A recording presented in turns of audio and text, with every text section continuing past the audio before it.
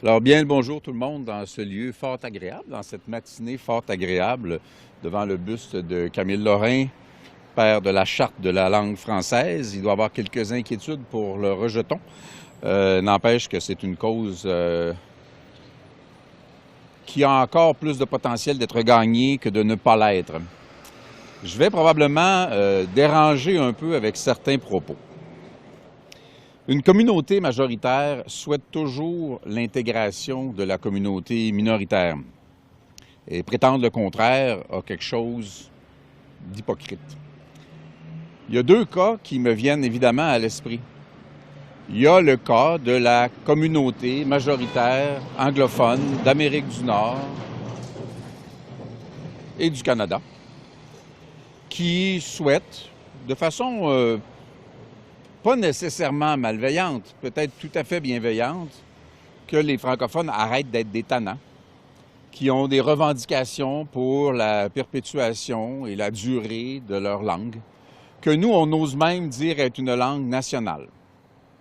Et de toute éternité, il y a toujours eu des tentatives, plus ou moins claires, plus ou moins formelles, de restreindre, surtout dans ce qu'on appelle opportunément le reste du Canada, on pourrait dire dans l'ensemble du Canada, de restreindre les opportunités de la langue française et d'exiger de plus en plus dans le quotidien, que ce soit dans le quotidien commercial, civil, en recherche, en affaires évidemment, d'exiger la connaissance de l'anglais, ce qu'une étude récente démontrait. Il y a l'autre volonté d'une autre majorité d'intégrer les gens de façon, cette fois-ci, je dirais, harmonieuse et heureuse. La communauté francophone du Québec souhaite que s'intègre de façon heureuse, de façon harmonieuse, par des moyens économiques et linguistiques, les gens qui choisissent de venir vivre au Québec, qui est d'emblée une société dont la langue commune est supposée être le français. Il ne s'agit pas cette fois-ci de contraintes, il ne s'agit pas d'essayer d'étouffer progressivement la langue d'une nation, mais bien d'accueillir des gens dans la langue d'une nation.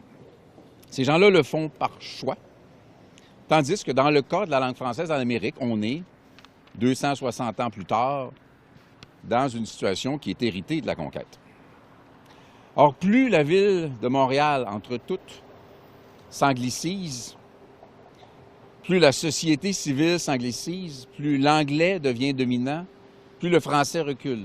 Et plus le français recule, évidemment, plus l'anglais devient dominant. On en arrive à un point où, démographiquement, la métropole montréalaise fait des choix qui s'orientent avec de moins en moins de nuances vers l'anglicisation.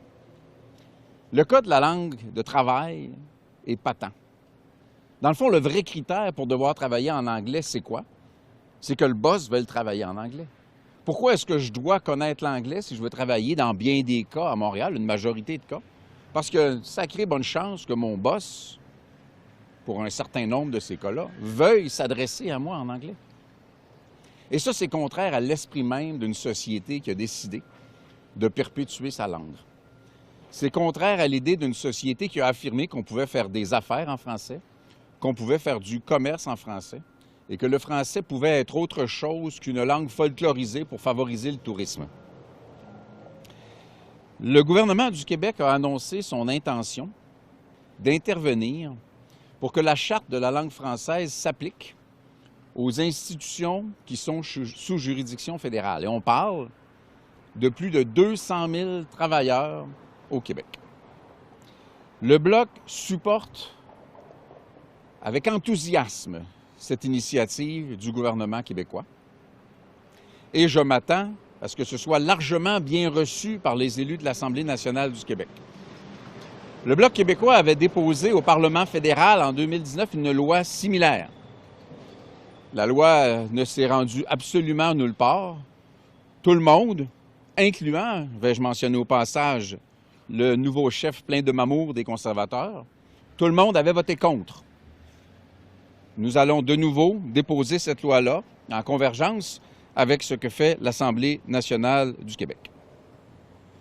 On verra qui est sincère dans les affirmations par rapport aux Français au Québec et par rapport à la volonté et la légitimité de la nation québécoise de s'affirmer. Parce que, je veux le répéter, la nation québécoise et française ne veut pas être tolérée par le Canada ou les partis fédéraux. On ne veut même pas être encouragé. On ne veut pas de tape dans le dos du chef conservateur. On ne veut pas demander la permission pour tout ce qui nous définit, nous distingue et ce qu'on met de l'avant.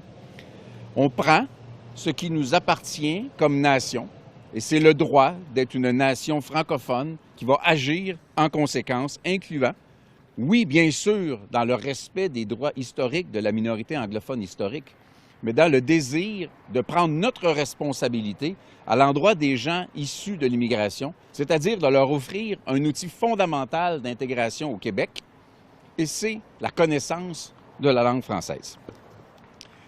Cette loi-là, fut-elle adoptée à Québec, on suppose que ce sera le cas, fut-elle de nouveau déposée à Ottawa, ne suffira pas. Sans une volonté politique réelle et soutenue de faire en sorte que le français soit bel et bien la langue commune au Québec, ça ne se produira pas. On va aller d'anecdote en anecdote, d'étude en étude, de contre-étude en contre-étude, alors qu'on sait tous très bien par le vécu et par le quotidien au-delà des études que le français recule à Montréal, et s'il recule à Montréal, il recule au Québec. Dans les prochaines semaines, nous allons avoir une rencontre avec Jean Johnson de la Fédération canadienne des francophones et des Acadiens, qui vivent une situation sur l'ensemble du territoire canadien qui, à bien des égards, est autrement plus préoccupante. On a vu dans les derniers mois et les dernières semaines différentes situations où, dans un contexte COVID qui servait à deux choses, de prétexte explicite et du fait que ça attirait l'attention sur autre chose que les enjeux des francophones du Canada et d'Acadie, on a vu des reculs pour la langue française. Le Bloc québécois s'est déjà affirmé clairement en ami et en partenaire des communautés françaises du Canada et d'Acadie. Et on le sera de nouveau. Et il y aura une rencontre dans les prochaines semaines avec M. Johnson pour en discuter, de la même manière qu'on souhaite que soit développée une relation amicale entre l'ensemble des communautés francophones de l'Amérique du Nord, et donc on est dans l'amical beaucoup plus que dans le juridictionnel, pour échanger, s'entraider, partager, pour que notre langue soit encore une langue fondamentale et cruciale sur ce continent-là, et reconnue à titre, dans notre cas assurément, de langue nationale avec tous les droits et les privilèges et la liberté que ça implique. Merci beaucoup. Donc, on va procéder à la période des questions. On va commencer par une question principale et une question de suivi. Monsieur Blanchet, J'aurais savoir juste revenir sur les événements survenus en fin de semaine. C'est le déboulonnage de la statue de Johnny McDonald. Est-ce que Montréal devrait réinsérer cette statue-là? Vous savez, d'abord, je vais mentionner que je ne suis sympathique à aucune forme de vandalisme. Par contre, je vous dirai que je ne suis pas le responsable des relations publiques du conquérant qui règle son problème lui-même.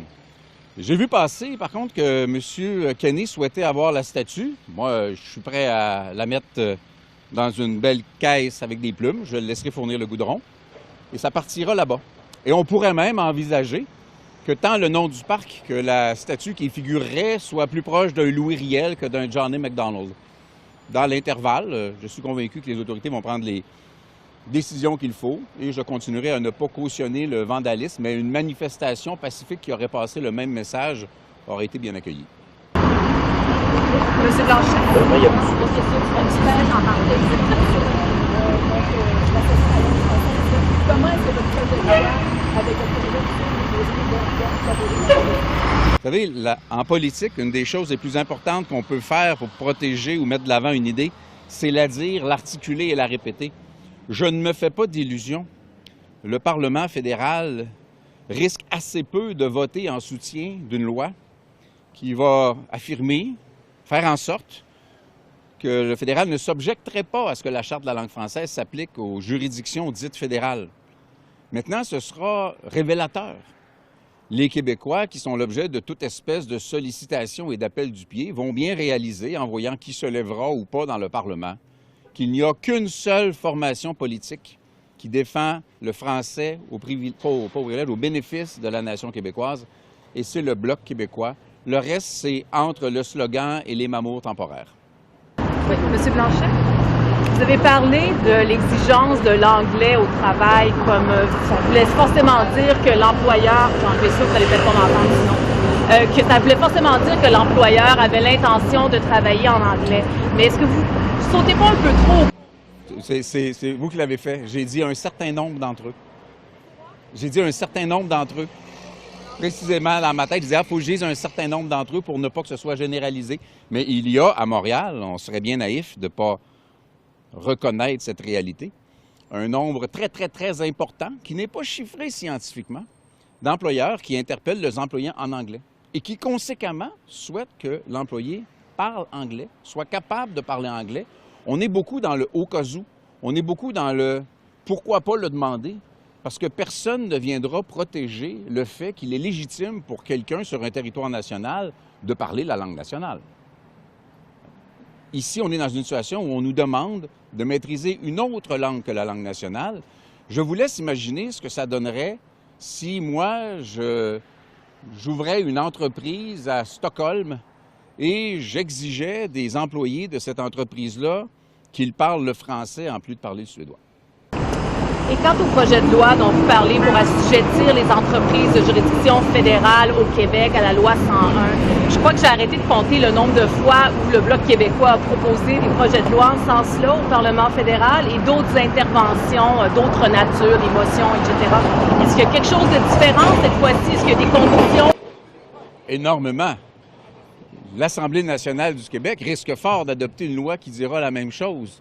L'Assemblée nationale du Québec, qui est le seul Parlement national des Québécois, va déposer et vraisemblablement adopter une loi qui va exiger que la Charte de la langue française s'applique aux entreprises de juridiction fédérale et aux plus de 200 000 personnes qui y travaillent. Et nous, en convergence, on va déposer de nouveau cette loi-là à Ottawa pour faire deux choses. Un, dire au fédéral, ne viens pas faire obstacle à la volonté légitime de l'Assemblée nationale du Québec, et agir comme révélateur du fait que les partis fédéralistes sont en général très peu enthousiastes à l'égard du français, sauf quand ça ne porte aucune conséquence.